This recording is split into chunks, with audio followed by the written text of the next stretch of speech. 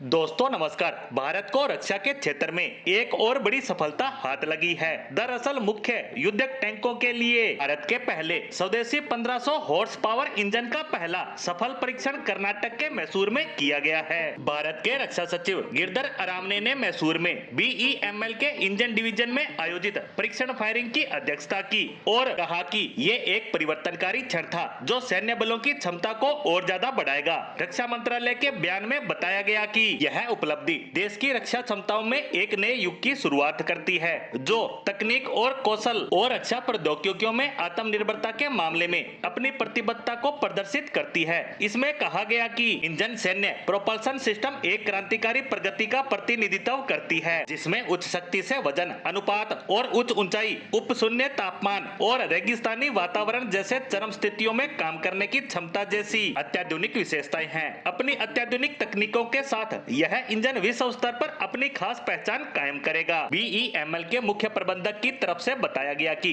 Firing परीक्षण में देश में रक्षा उत्पादन में एक महत्वपूर्ण योगदानकर्ता के रूप में BEML की भूमिका को मजबूत करती है जो इस क्षेत्र में देश की आवश्यकताओं को पूरा करने के लिए अपनी प्रतिबद्धता को प्रदर्शित करती है। मंत्रालय ने बताया कि 1500 HP इंजन का पहला परीक्षण प्रौद्योगिकी पर ध्यान केंद्रित करते हुए जनरेशन 1 के पूरा होने का प्रतीक है जो स्थिरीकरण पर केंद्रित है। जनरेशन 2 में BEML DRDO के लड़ाकू वाहन अनुसंधान और विकास प्रतिष्ठान में विभिन्न परीक्षणों के लिए इंजन का उत्पादन प्रयोगशाला में करेगा। इसमें कहा गया है कि जनरेशन 2 में उपयोगकर्ता परीक्षण के लिए वास्तविक वाहनों में एकीकृत करेगी जो परीक्षण 2020 में शुरू किए गए थे और 2025 तक पूरे हो जाएंगे। वहीं रक्षा मंत्रालय ने बताया कि इस परियोजना को सावधानी पूर्वक 5 प्रमुख मील के पत्थर में संरचना समय पर पूरा करने और गुणवत्ता मानकों का पालन सुनिश्चित करती है। वहीं इस मौके पर BEML और रक्षा मंत्रालय के कई बड़े अधिकारी मौजूद थे।